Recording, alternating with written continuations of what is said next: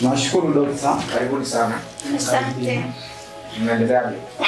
Sisi salama. Ndio. Ni wazima kabisa wa afya. Okay. Nashukuru Mungu dokta. Karibuni sana. Lakini dokta, mimi na tatizo limenileta hapa hospitalini. Tatizo gani?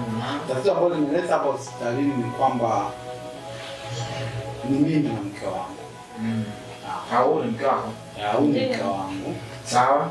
Tatizo ambalo limenileta hapa ni kwamba mimi katika familia yangu nimepambana kadri ya uwezo wangu.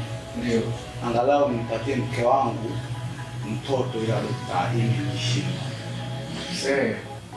Kwa hiyo hilo ndio tatizo ambalo limenileta hapa hospitali, kwamba utupe ushauri namna gani tufanye, tupate utaratibu gani kutoka kwa daktari ambao ni ushauri mzuri utakotufanya na sisi tupate mtoto. Kwa tatizo tu hilo pekee yake, sio? Tatizo ndio hakuna kingine tofauti na hilo. Hakuna tatizo hilo. Kwa tatizo ni mtoto. Nadhani hili swala kwa mimi na mke wangu anafahamu, tumepambana sana. Mimi kama mwanaume kila kitu, kila aina ya jitihada nimeifanya, lakini imeshindikana. Sawa. Tusaidie daktari, sisi tunahitaji kuwa na flamin na mume wangu. Tusaidie sana.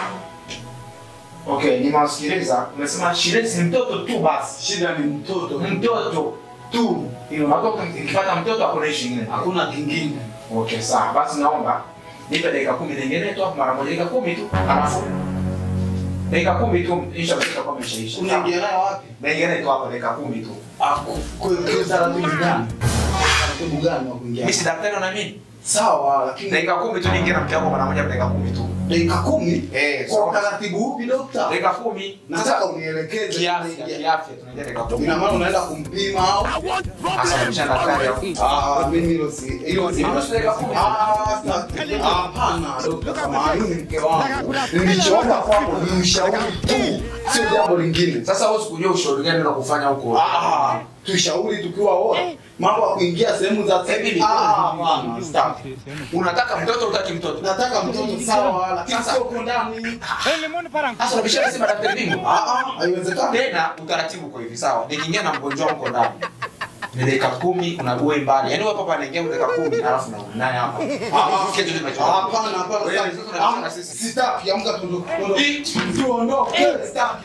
Unataka Ishasema sitaki. Kama ni wewe bwana unapenda kitabu. Sitaki. Lemon parankui. Ana bahati yake sana jamaa. Ndio kwa mweupe yule bana. Nikijifaidia sasa sura masala.